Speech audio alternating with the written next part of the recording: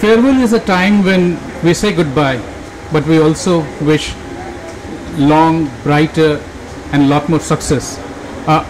Gaurav Gupta ji, a socialite in Delhi, is also wishing farewell, and we all have had a good snacks to say farewell to His Excellency Mr. Ismail Alatise, Minister and Acting High Commissioner of Nigeria. Gaurav ji, this idea about saying farewell is not saying goodbye. Yes, we have a very good relation with Nigeria, and His Excellency Alatise is a very good friend of India and of us. It is hard to say, parting is always painful, but we wish him good success, and we want to say hello to him before he is leaving to his new and higher destination and getting the higher post in life. So we wish him all success for his diplomatic career, and we like to stay connected for life. Thank you. Excellency, it has been 4 years and 1 month, as you suggested, that you were desiring to come to India long back. Your desire has been fulfilled. First, how has been that experience in India? Well, it's been a worthwhile experience. It's been a 4 year full of memories that will be with me for a very long time, even after departing from India. It's given me an opportunity for me to know India far better than I did before coming here. I've had the opportunity to travel to a greater extent to know India better outside the capital, which is Delhi. I've had the opportunity of meeting Indians of diverse backgrounds, and I've made friends. So in a nutshell, it's a worthwhile experience for me.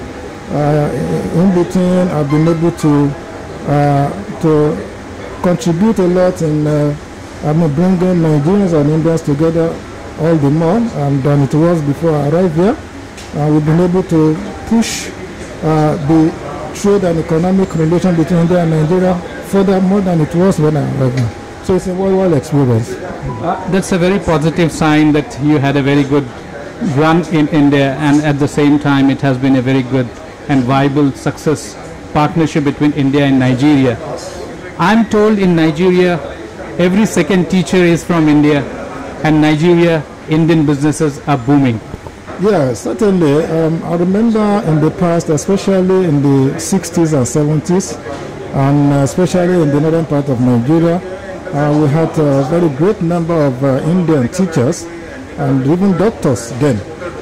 We still have some of them there around today, but it's not as it was in those days. However, when you talk about business and trade, we have a large number of business community of Indians in Nigeria today. For us in the embassy here, in our High Commission, we are counting almost over 130 Indian businesses, either fully or partly of Indian origin in Nigeria today. So really, we have a large community of over 50,000, Indians in Nigeria. They are living happily. They are accepted. In fact, some of them have been up to 3 generations. So I learned, and we have quite a number of friends among them. So it's been a very good experience between the two countries, and I have no doubt in my mind that it will continue to expand.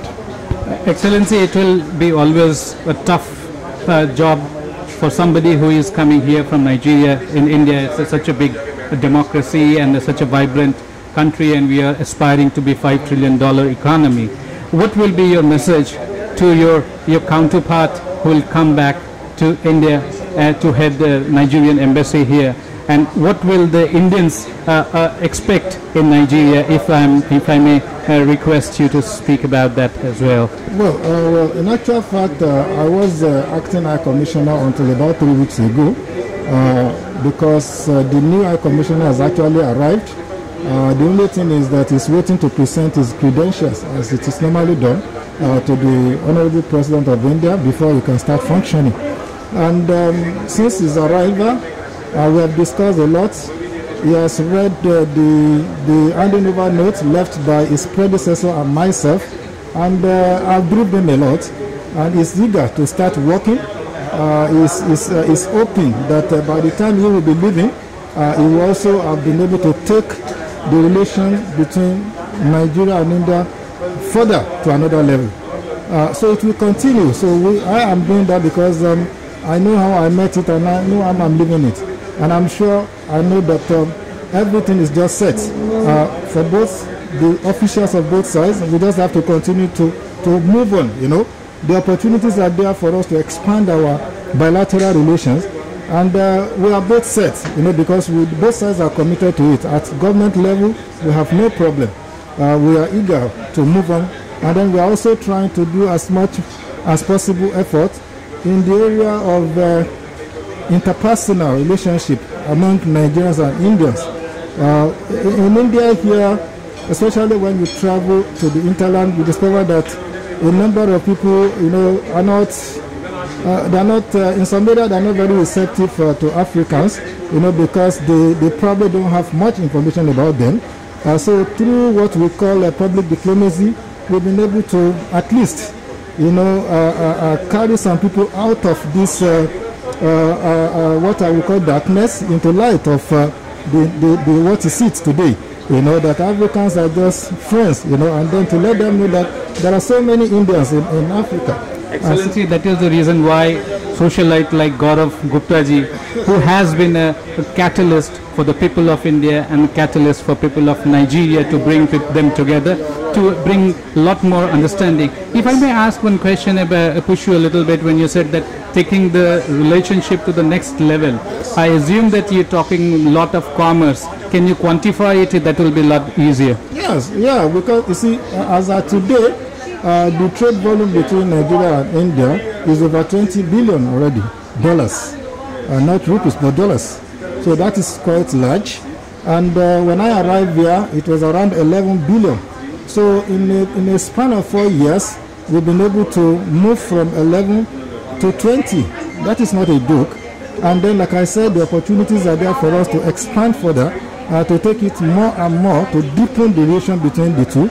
A lot of things are happening, even at the informal level. Have you fixed any plan for what the next benchmark should be and by what year? Well, I would say if in the last 4 years we have been able to, to move from 11 to 20, I will expect in the next 4 years maybe we should be talking about like 35 billion in the list, you know, so that we will have done better than what we have achieved in these 4 years.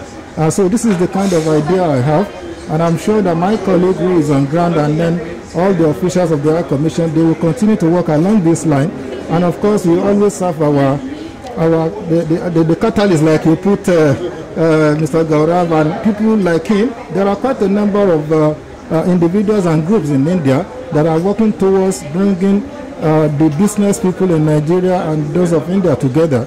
And for us in the High Commission, we are always ready to facilitate for anybody that wants to go to Nigeria to do business or to invest, because the opportunity is so huge in all the sectors. So they should come around, we will facilitate for them. There are quite a number that have been waiting since last year because of the COVID. And now that the thing is easy, we hope that in the next few weeks, everything will have at least come to near normal, so that those who are waiting, I don't know, the number is huge of Indians that want to go. They call us every day. So when are we going to resume our visa issuance? So as soon as we resume, quite a number of these people will move. They go to Nigeria to go and explore the possibilities that are there waiting for them. Excellency, I must say, you are also a good host. You have been hosting a lot of programs, a lot of social programs, and that brings certainly a lot of India and Nigeria together. Yeah, the other thing I want to add is that the way we see Indians going to Nigeria, we want to see the traffic in the other way, seeing Nigerians to also come to do business in India. I will say frankly that the number of people that come to India to do business today is not, the number is not so much encouraging, and I think whatever it takes, both sides we must do everything to improve along this line too. Nigerians also will wish to come here, and if the environment is so very conducive for them, you know, they will want to come. Excellency, India needs two things from Nigeria certainly, but the government and the ministry can talk a lot better and a lot bigger. We need your crude and we need your footballers to come to India. Oh, if you want, please. We only, like I said, they are eager to come. Actually, some footballers, we have some Nigerian footballers, but not the people with that are very famous, because the football, professional football is not well developed in India yet.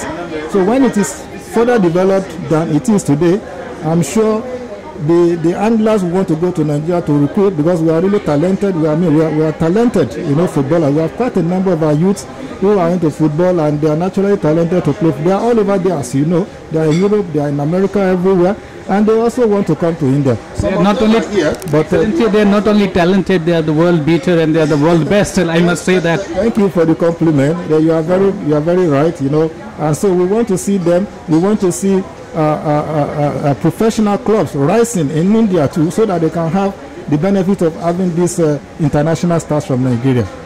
We have a lot more to talk, but we will try to wind up now. But most important, Gauravji, is that the baton that Excellency has left from India, he is moving to the new country, but the incumbent High Commissioner will find it a lot more easier and lot more common between India and Nigeria. We won't say goodbye to you, Excellency. We will just say all the best for your next appointment wherever you are, and we know that you are going to Europe, so we will not disclose that. Maybe if you wish, you can always say that.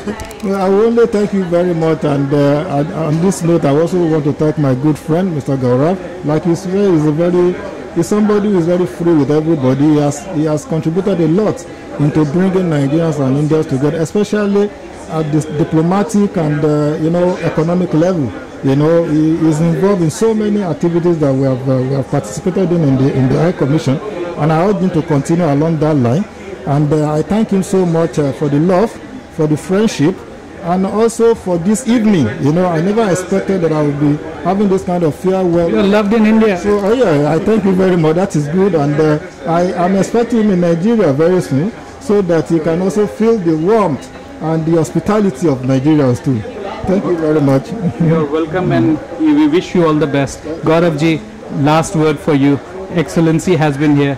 Madam Excellency has also taken the pain to come to this farewell ceremony. It means a lot to India. It means a lot to Nigeria. It brings a lot to the relationship between the two countries, both economically and socially. Thank you very much, Excellency and Madam Excellency. Along with him, we got the admin superintendent from the embassy, and the dear friend from the Deputy Ambassador of Madagascar, and the diplomat from Burkina Faso also there along with our former Ambassador Katua was with us, along with some dignitaries, and it was a nice memories today we made. You rightly said what we are doing today, it will be history for tomorrow. Surely we are creating the history, and your friendship has never been a history. It will be our treasure to cherish, and your memories and our association is always going to carry forward, and the relationship will go further. And New Excellency, I just met and welcome him. So looking forward to see him and do work for the betterment of both the countries in the social, culture, economic, and we'll grow. Definitely the $35 billion is nothing. We will achieve the target and try to surpass more. Due to pandemic, we are a little slow, but we hope a good health to the world, to our Nigerian friend, to the Indian people. Everything will become, and we will definitely grow. Thanks for today. Taking a cue from what Gauravji said, $35 billion business, that the new target that you have and your team has set is fine.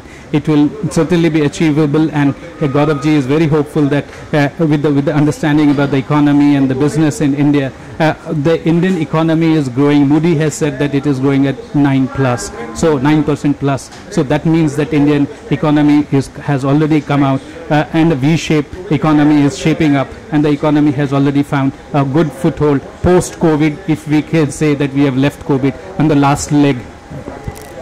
Well, I think the COVID has affected virtually all the sectors of our life, and the in thing now in all the countries is how to get out of this wood and move on with our life and be able to cover what we lost in the last almost 2 years.